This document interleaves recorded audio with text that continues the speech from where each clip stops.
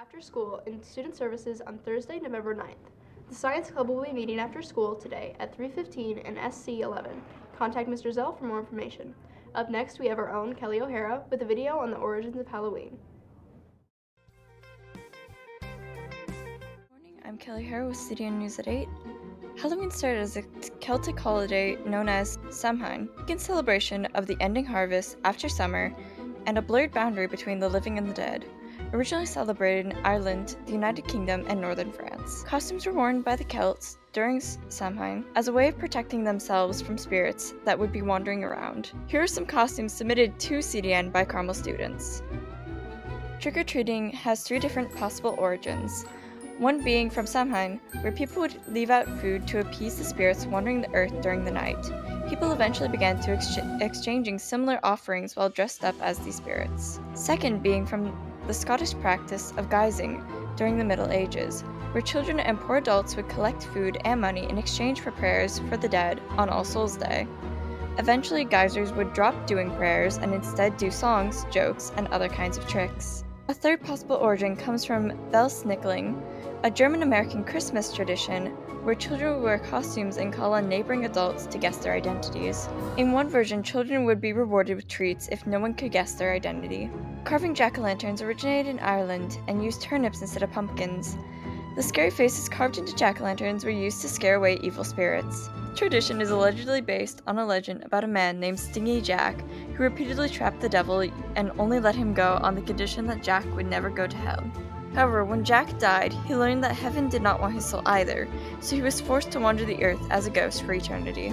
The devil gave Jack a burning lump of coal and a carved-out turnip to light his way. Other traditions, such as bobbing for apples, likely arose during the time of the Roman Empire as part of the Roman festival honoring Pomona, the goddess of agriculture and abundance, who was often represented and associated with apples. More traditions CDN learned about from students include studios letting students dress up in costumes for the whole week of Halloween, horror movies with friends after going trick-or-treating, decorating the front yard with a different theme every year, and painting pumpkins to match that theme, carving pumpkins a few days before Halloween and roasting the pumpkin seeds, hosting a Halloween party every year for friends and family, watching movies and wearing costumes of 80s slashers, or just sleeping through the holiday. For CDN News at 8, I'm Kelly O'Hara. Hello, Carmel Catholic. I'm Gabby Malley with CDN News at 8. I'm here with Mrs. Eppel to talk about open house. So, Mrs. Eppel, what does it mean that we hit the volunteer goal? Well, Gabby, it takes an awful lot of student volunteers to make an open house a success. So we have a number that we look for every year, and we work out with Mr. Huther that if we hit that number, we actually get the day off, and we've done that successfully. So we won't have school on Monday, November 6th. Lovely. And for open house, when should we arrive?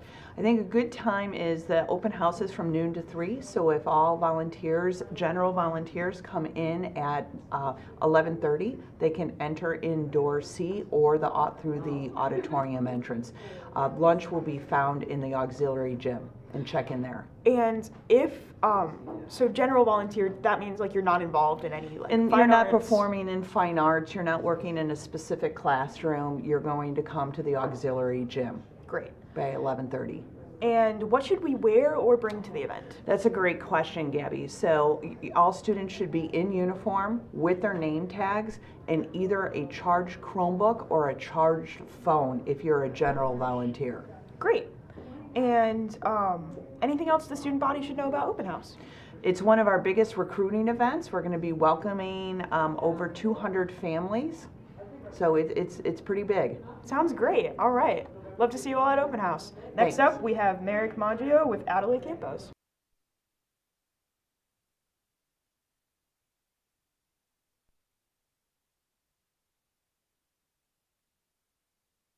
Campus. Hi.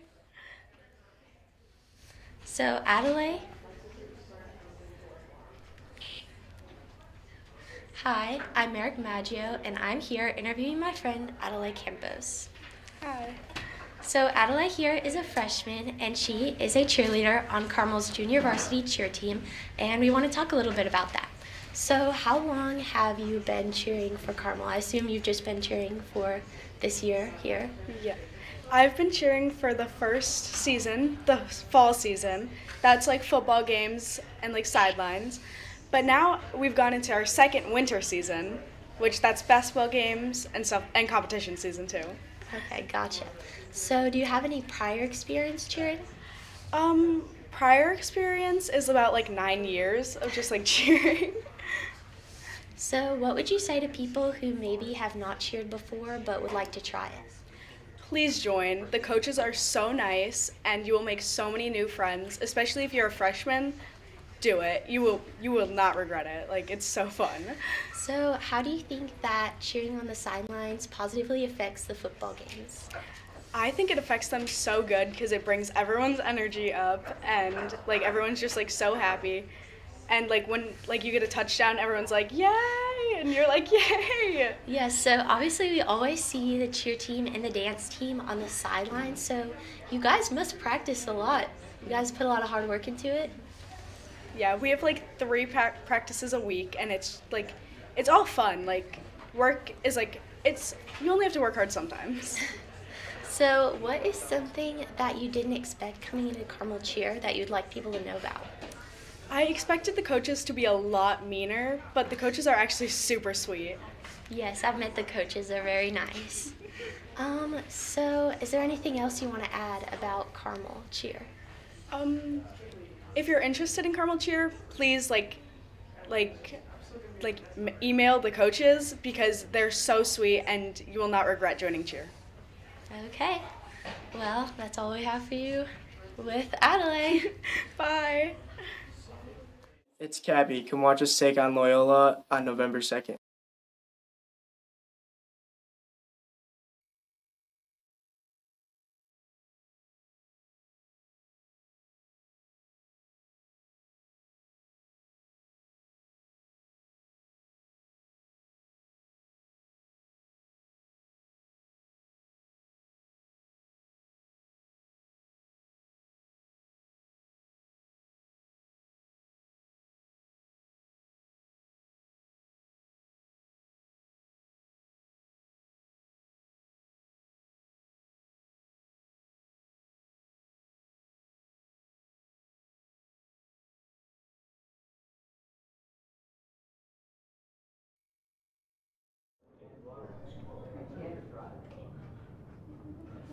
Hi, I'm Merrick Maggio, and I'm here with Miss Mora. And we are here to talk about her nomination for the National Teacher of the Year. So obviously, this is a huge honor. And why do you think you should be the Teacher of the Year? Great question. Besides my knowledge in my subject matter and the many years that I have put into this profession, at the end of the day, my students are the ones who keep me going and motivate me, and I have a box of all these letters that my students have given me over the years, and it was actually a former student and a colleague that nominated me. This is one of my goals, one of my dreams. I always try to set myself something to achieve or accomplish, and I had told many of my students that one day I would love to win Teacher of the Year. And so I finally got nominated. And so the process has definitely showed me how rigorous it is. It is, if I had to compare it to something, it would be to like a college application. So definitely this is a great achievement of all my hard work and dedication. But I think truly what's going to get me to the finish line is my grit.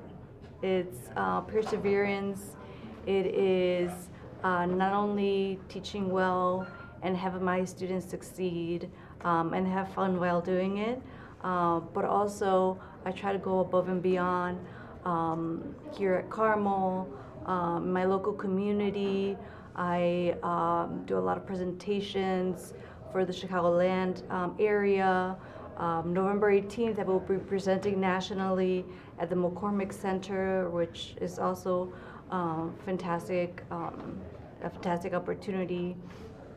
And so I'm just taking it step by step, trying to do all of the items on the checklist, and hopefully I'll be okay.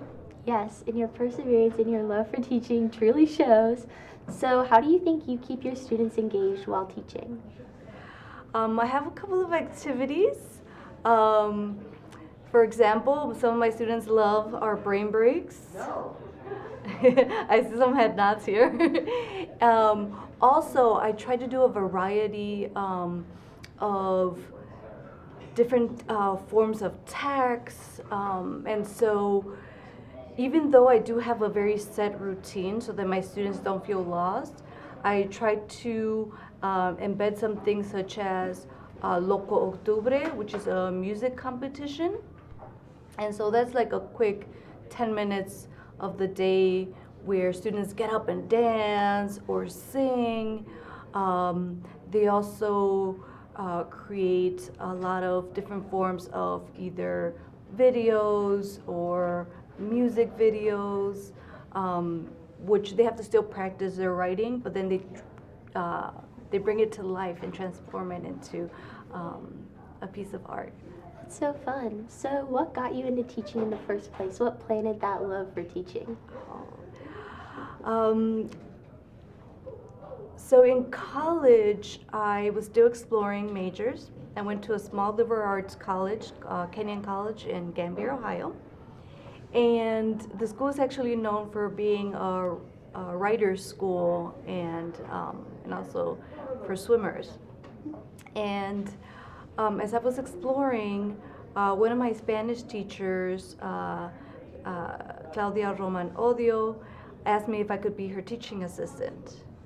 And so I started just with one class, eventually it turned to two, and I just knew that I wanted to go into education. So shortly after graduating from college, I went to school to earn my master's in Latin American Literatures and Cultures, and the rest is history. Wow, that's wonderful. So, why specifically do you love teaching at Carmel? Oh my goodness. I know you guys hear this a lot, but I think that we have to keep on repeating it. Carmel is just such a special and unique place. I love that, yes. We can truly see that. So we'll be right back with our door winners.